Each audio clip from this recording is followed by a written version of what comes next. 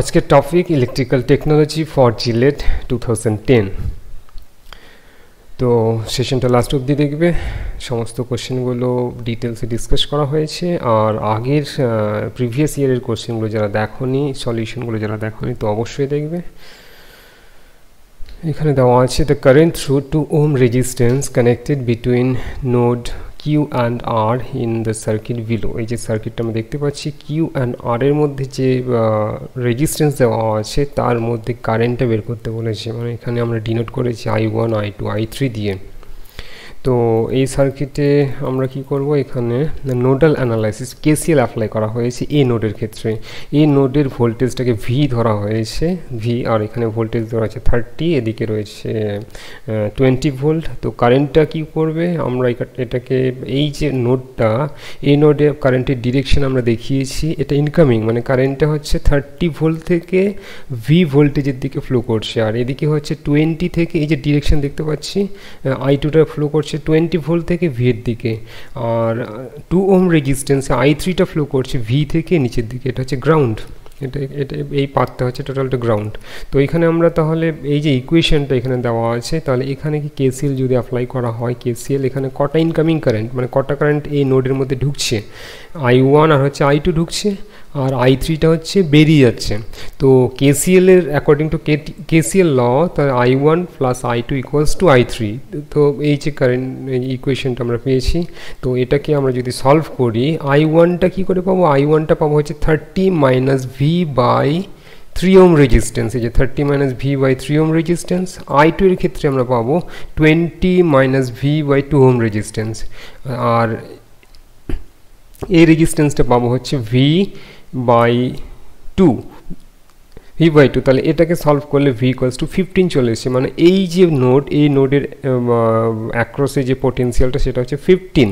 আর আমার বের করতে বলেছে হচ্ছে 2 ওহম রেজিস্ট্যান্স, মানে এই কারেন্টটা বের করতে বলেছে। তাহলে 20 মাইনাস 15 বাই 2, তাহলে I ইকুয়ালস টু, এই যে I অনে আছে I2, 20 মাইনাস 15 বাই 2, তাহলে 2.5 অ্যাম্পিয়ার।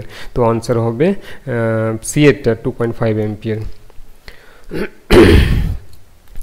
নেক্সট আমরা দেখব হচ্ছে the value of RL in the figure below to obtain maximum power। তো এটা হচ্ছে ম্যাক্সিমাম পাওয়ার ট্রান্সফার। আমি থিওরামগুলো একটা সেশনে ডিসকাস করব, থিওরাম থেকে প্রায় কোশ্চিন দেয়। তো 4টে থিওরাম রয়েছে, তো সেই সেশনটা অবশ্যই দেখবে। এখানে ম্যাক্সিমাম পাওয়ারের কন্ডিশনটা হচ্ছে RTH ইকুয়ালস টু RL। RLটা হচ্ছে এই যে এই লোড, আর RTHটা হচ্ছে এই সার্কিটের ইকুইভ্যালেন্ট লোডটা, রেজিস্ট্যান্সটা হচ্ছে RTH, সরি ভুল বললাম। RLটা হচ্ছে লোড রেজিস্ট্যান্স, আর RTHটা হচ্ছে এই সার্কিটের ইকুইভ্যালেন্ট রেজিস্ট্যান্স। তো এই সার্কিটের ইকুইভ্যালেন্ট রেজিস্ট্যান্স বের করতে গেলে কি হয়, অ্যাকর্ডিং টু RTH যেটা বলা থেভনিন ইকুইভ্যালেন্ট রেজিস্ট্যান্স। তো থেভনিন ইকুইভ্যালেন্ট রেজিস্ট্যান্স বের করার যে কনসেপ্টটা, সেটা হচ্ছে লোড রেজিস্ট্যান্সটাকে রিমুভ করে দিতে হয়। আর এর মধ্যে যদি সোর্স থাকে, সোর্সগুলোকে কি করা হয়, শর্ট করা হয়। ভোল্টেজ সোর্সকে শর্ট করা হয়, আর কারেন্ট সোর্স যদি থাকতো তাহলে সেটা ওপেন হয়ে যেত, যেহেতু এখানে ভোল্টেজ সোর্স রয়েছে সেটাকে শর্ট করা হয়েছে। আর এই টার্মিনাল এর অ্যাক্রসে আমাকে বের করতে হবে। তো এই টার্মিনাল অ্যাক্রসে আমরা দেখতে পাচ্ছি এই দুটো হচ্ছে প্যারালাল, তার সাথে এটা আর এটা সিরিজ। তো এটাকে যদি আমরা RTH এর ইকুইভ্যালেন্ট ইকুয়েশনটা লিখি, তাহলে 300 আর 100 হচ্ছে প্যারালাল, তার সাথে হচ্ছে 25 আর হচ্ছে 50 হচ্ছে সিরিজ। তো RTH ইকুয়ালস টু 150 ওহম। তো RTH মানে হচ্ছে এই সার্কিটের থেভনিন ইকুইভ্যালেন্ট রেজিস্ট্যান্স এসছে RTH। তো কন্ডিশনটা কি, RTH ইকুয়ালস টু যদি RL হয় তাহলে ম্যাক্সিমাম পাওয়ার ফ্লো করবে। তো RL ইকুয়ালস টু 150। নেক্সট আমরা চলে আসবো হচ্ছে high frequency. At high frequency the material used in transformer core is silicon iron. High frequency ট্রান্সফর্মারের ক্ষেত্রে কি হয়, সিলিকন আয়রন কোর ইউজ করা হয়, এটা মনে রাখতে হবে। নেক্সট হচ্ছে ampere hour efficiency of lead acid cell is about হচ্ছে 90%। অ্যাম্পিয়ার আওয়ার এফিসিয়েন্সি হচ্ছে লিড অ্যাসিড ব্যাটারি হচ্ছে অ্যাপ্রক্সিমেটলি হচ্ছে 90%। নেক্সট হচ্ছে sinusoidal current has magnitude of 3 ampere at 120 degree. 120 ডিগ্রিতে যদি ম্যাগনিটিউডটা 3 অ্যাম্পিয়ার হয়, তাহলে ম্যাক্সিমাম ভ্যালুটা কি হবে। তো ইকুয়েশনটা আমরা কি জানি, I equals to I max sine omega T. তো small I equals to 3 ampere দেওয়া আছে, আর থিটা ইকুয়ালস টু দেওয়া আছে ওমেগা টি নয়, এটা থিটা ইকুয়ালস টু দেওয়া আছে 120। তো এইটাকে যদি সলভ করা হয়, এটাকে সলভ করলে I এর ভ্যালু, I ম্যাক্সের ভ্যালু চলে আসবে হচ্ছে এই যে I ম্যাক্স ইকুয়ালস টু চলে এসে 2 × √3। তো তো 20√3 আনসার হবে। এটা এই সলিউশনটা পুরো আমি ডিটেলসে করে দিয়েছি, দেখে নেবে, নিজের একবার প্র্যাকটিস করবে তবে এটা আরও ক্লিয়ার হবে।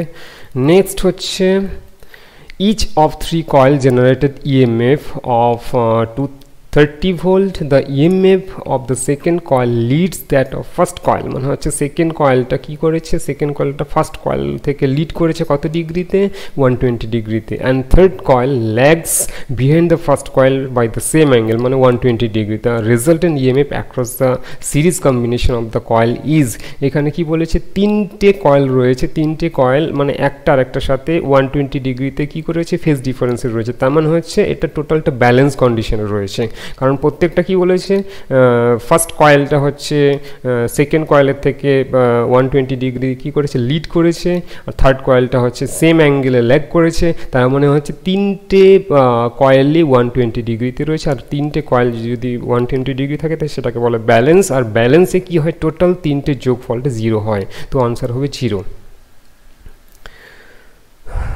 নেক্সট হচ্ছে a voltage of 230 volt is applied across a series circuit. আমরা দেখতে পাচ্ছি X equals to 25, R equals to 15 ohm, XL equals to এত ohm, the power factor of the circuit. তো পাওয়ার ফ্যাক্টরের ফর্মুলা আমরা জানি R/Z, তো জেডটা বের করতে হবে, জেডের ফর্মুলা হচ্ছে দেওয়া আছে 15 মানে R স্কোয়ার প্লাস আর এক্সি মাইনাস এক্সএল হোল স্কোয়ার, এক্সিটা যেহেতু বড় রয়েছে এখানে 25 মাইনাস 10 তার হোল স্কোয়ার, তো এটা এসে জেডের ভ্যালু এসে 21.21, তো power factor equals to R/Z, আর ইকুয়ালস টু কত দেওয়া আছে, আর ইকুয়ালস টু 15, তাহলে 15/21.21 ইকুয়ালস টু 0.707, তো 707 কি হবে, লিড হবে। লিড কেন হবে, কারণ এক্সিটা গ্রেটার দেন, তো এক্সি যদি গ্রেটার দেন হয়, এক্সির ভ্যালুটা 25, এক্সি গ্রেটার দেন হলে লিড হবে, এক্সএল যদি গ্রেটার দেন হতো তাহলে ল্যাগ হতো, এটা মনে রাখতে হবে।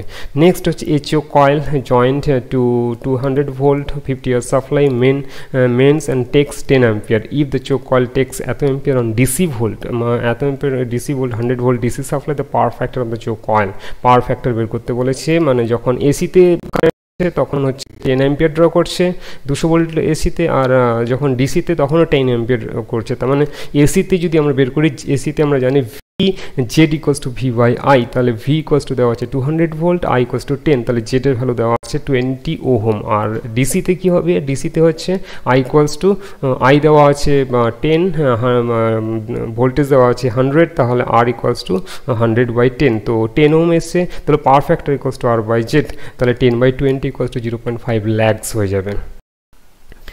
নেক্সট আমরা চলে আসবো হচ্ছে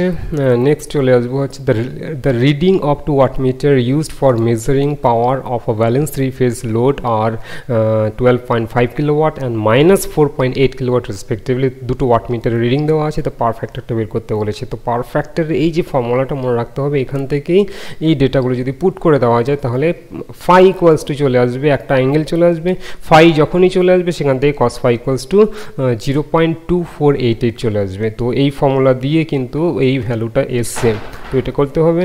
নেক্সট হচ্ছে single phase energy meter braking torque is provided permanent magnet by আচ্ছা braking torque, single phase energy মিটারে যে ব্রেকিং টর্কটা প্রোভাইড করা হয় সেটা হচ্ছে পার্মানেন্ট ম্যাগনেট।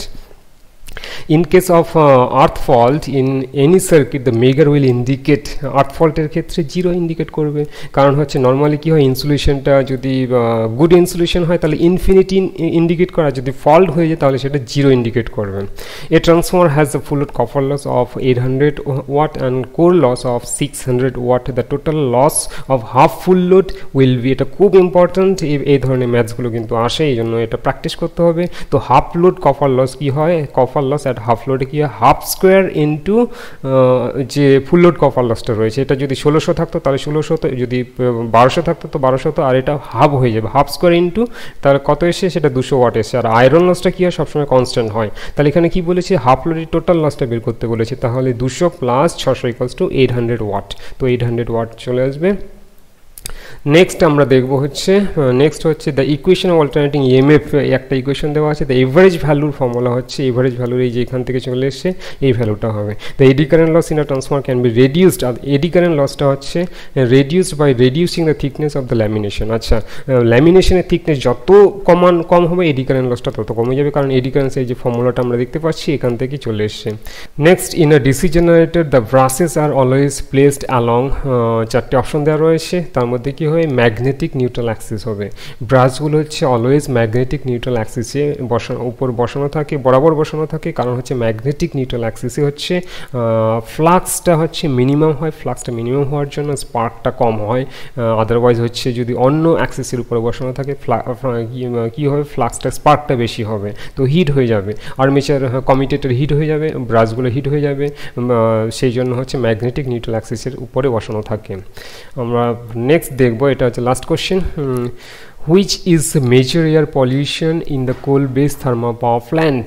তো এখানে চারটে অপশন দেওয়া রয়েছে, পার্টিকুলেট ম্যাটার দেওয়া আছে, কার্বন মনোক্সাইড, H2SO4 আর হচ্ছে অ্যামোনিয়া দেওয়া আছে। তো পার্টিকুলেট ম্যাটারটাই আনসার হবে, কারণ হচ্ছে কোল বেস থার্মাল পাওয়ার প্ল্যান্টের হচ্ছে চারখানা মেজর পলিউশন রয়েছে, sulphur dioxide, nitrogen dioxide, particulate matter আর হচ্ছে ভেরিয়াস এয়ার টক্সিক্স। তো এখানে পার্টিকুলেট ম্যাটারটা রয়েছে, পার্টিকুলেট ম্যাটার আনসার হবে।